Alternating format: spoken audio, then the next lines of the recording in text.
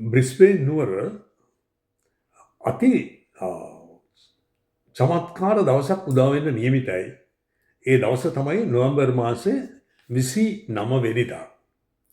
එදා සුවිශේෂ වෙන්නේ මේ මෑත ඉතිහාසයේ බ්‍රිස්බේන් නුවර නොකරපු මාදිලියේ රංගන ප්‍රසංගයක් පවත්වන්නේ. ඒ පවත්වන ස්ථානය ඇකේෂියා රිජ් ස්ටේට් ස්කූල් කියන තැන ඒ ප්‍රධාන ශාලාවේ තමයි මේ වැඩසටහන පැවැත්වෙන්නේ. අද මාත් එක්ක සාකච්ඡාවට එකතු වෙලා ඉන්නේ මේ දැවැන්ත නිෂ්පාදනය. මම මේකට හේතුව මේ වචනේ දැවැන්ත නිෂ්පාදනය කියන්නේ 145 දෙනෙක් මේ වේදිකාව සමග එකතු වෙනවා මේ සුන්දර දවසේ. මේ වැඩසටහනට දාලා තියෙන නම ඔබට පේනවා රංගාරා කියලා. මේ රංගාර වැඩසටහන මෙහෙවන ප්‍රධාන දෙන්නෙක් ඉන්නවා මේ සංවිධායක මණ්ඩලයේ එක්ක. එහෙම නැත්නම් සංවිධායක ආයතනයත් එක්ක. ඒ තමයි කෞශල්‍ය හරස්ගම සහ ශාම් කෝට්ටේගොඩ. මේ දෙදෙනාම මම ආයුබෝවන් කියලා පිළිගන්නවා. කෞශල්‍ය සහ ශාම්ගෙන් මම අහන ප්‍රශ්නේ මේ රංගාර කියලා මේ නමක් මේ ප්‍රසංගයට දාලා තියෙනවා. මොකක්ද මේ රංගාර? රංගන විදි ඇතුළත් කරපු නර්තන අංගයක්. එතකොට මේකෙදී අපි ඇත්තටම බලාපොරොත්තු වෙන්නේ අපේ මේ ශ්‍රී ලංකාව තුළ තියෙන උසස්ම සංස්කෘතික නර්තන අංග ඉදිරිපත් කරන්න. මේ අංග තුලින් හැදිච්ච නර්තන වින්‍යාසයන් තමයි මේකෙදී අපි ගෙන හරපාන්නේ. ඒ රංගන වින්‍යාසය නැත්නම් රංගන විදිවලට අපි නමක් ගේනවා රංගාරා කියලා. ඒ ඊටම සුන්දර නම රංගාරා. දැන් කියන්නකො මේ රංගාරා අනිත් මීට කලින් කරන ලද ප්‍රසංග වලට වැඩිය වෙනස් වෙන්නේ මොන හේතු නිසාද කියලා? රංගාරා කියන්නේ ඇත්තටම වෙනස්ම විදියේ මෙහෙම කිව්වොත් හොඳයි වෙනස්ම විදියේ වෘත්තීමය වශයෙන් වෘත්තීමය නිප්‍රත්‍යක් ඇති රංගදරයන් සහභාගී වන ප්‍රසංගයක්. මීට කලින් මේ වගේ ප්‍රසංගයක් බ්‍රිස්බේන් නුවර සිද්ධ වෙලා නැහැ. මීට අමතරව දැන් අපි දන්නවා අපේ බ්‍රිස්බේන් නුවර මේ වෙද්දී වාර්ෂිකව පැවැත්වෙනවා සරලාංග සහ ප්‍රතිභා කියලා ප්‍රසංග දෙකක්, නර්තනය සහ සංගීතය මුසු වෙච්ච ප්‍රසංග දෙකක්. මේ ප්‍රසංග දෙකම මූලික අරමුණු වෙන්නේ ලාංකික දුවාදරුවන් නැත්නම් බ්‍රිස්බේන් නුවර සිටින ලාංකික දුවාදරුවන්ගේ දක්ෂතා එලි දැක්වීමට. එහෙම නැත්නම් මෙහි ඉන්න අපේ දුවාදරුවන්ගේ දක්ෂතා එලි දක්වන්න. හැබැයි රංගාර කියලා කියන්නේ ලංකාවේ නර්තනය සහ සංගීතය කෙලපැමිණි එහෙමත් නැත්නම් ප්‍රාසංගිකව අධ්‍යයනය කරපු මේ වෘත්තීමය ශිල්පීන් විසින් රඟ දක්වනු ලබන නර්තනය මූලික කරගත් ලංකාවේ සාම්ප්‍රදායික නර්තනය මූලික කරගත් ප්‍රසංගයක් තමයි මේ පවත්වන්නේ. ඒක තමයි මූලික වෙනස හැටියට අපි දකින්නේ. දැන් මේ කොහොමද මෙච්චර සංඛ්‍යාවක් එකතු වෙනවද? කොයි පළාත්වලින්ද මේ කට්ටිය එකතු වෙන්නේ? ඒ එකතු වෙන ශිල්පීන්ගේ නමුත් තියෙනවනම් ඒක කියන්න බලන්න. ඇත්තම කතාව මේ ඔබතුමා මුලින්ම ප්‍රකාශ කළා වගේ මෙම ප්‍රසංගයේ අපිට ශිල්පීන් 145 දෙනෙක් සහභාගී වෙනවා. බොහොම ආඩම්බරයෙන් සහ බොහොම නිහතමානීව තමයි ඒක ප්‍රකාශ කරන්නේ. මේ මුළු ශිල්පීන් ප්‍රමාණයෙන් ශිෂ්‍ය ශිෂ්‍යාවන් 125 දෙනෙක් සහභාගී වෙනවා.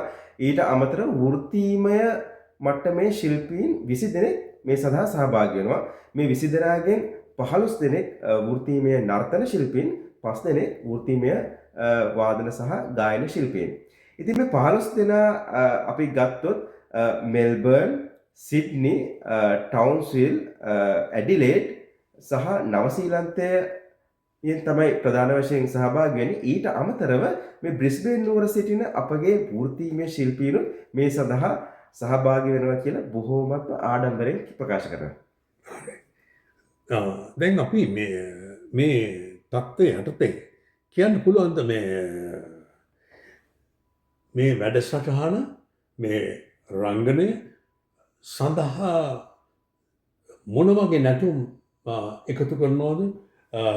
ඒ නැටුම් පෙළ පිළිබඳ විස්තරයක් ඔබට ඉදිරිපත් කරන්න.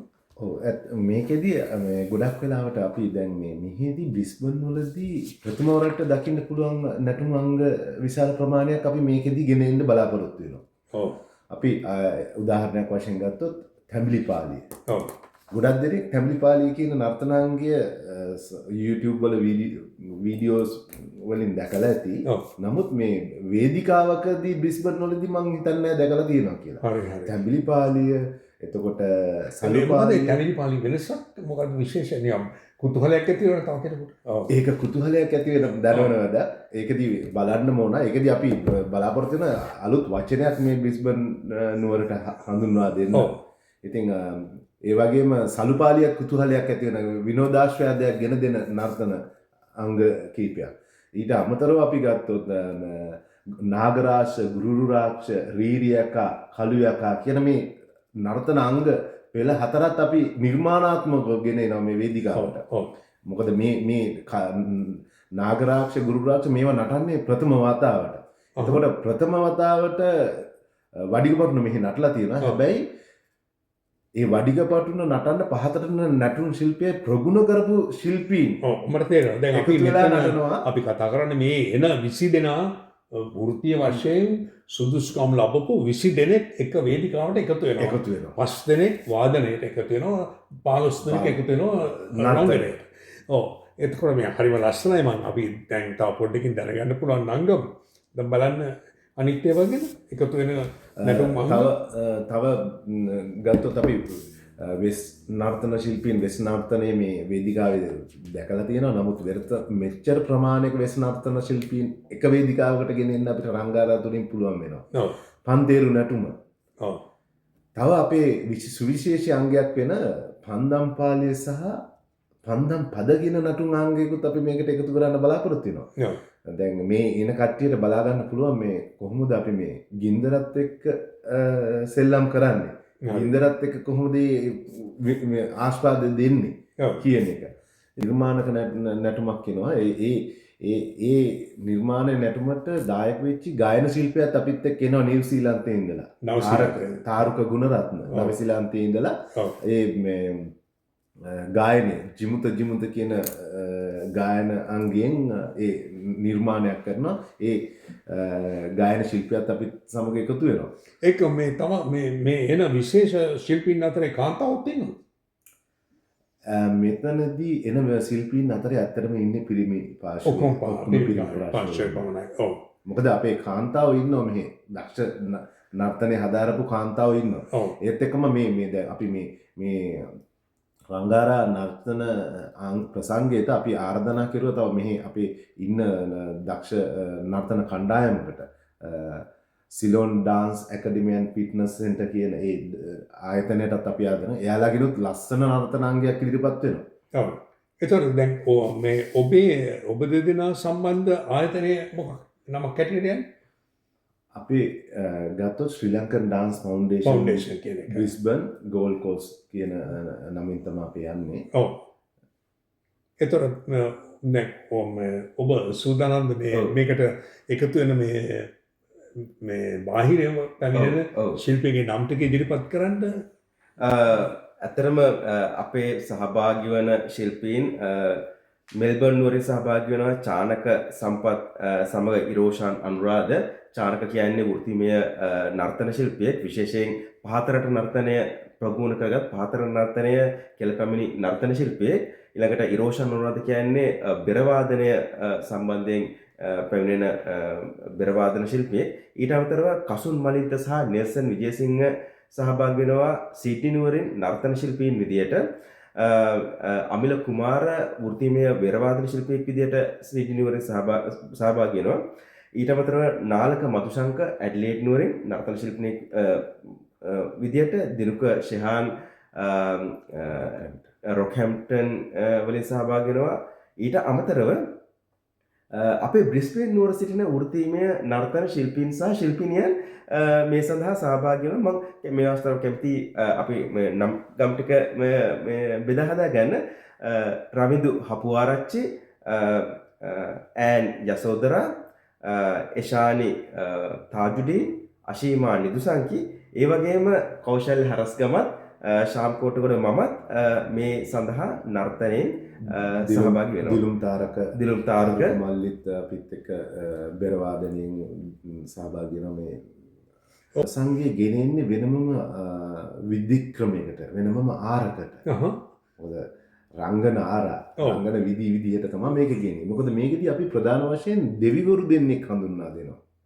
අපි මේකෙදි නර්තනයේ යෙදෙන්නේ මේ ප්‍රධාන වශයෙන්ම උඩරට පහතරට කියන සම්ප්‍රදායන් දෙකෙන් මුසු වෙච්ච නර්තන නිර්මාණයන් තමයි මේකෙදි අපි ඉදිරිපත් කරන්නේ.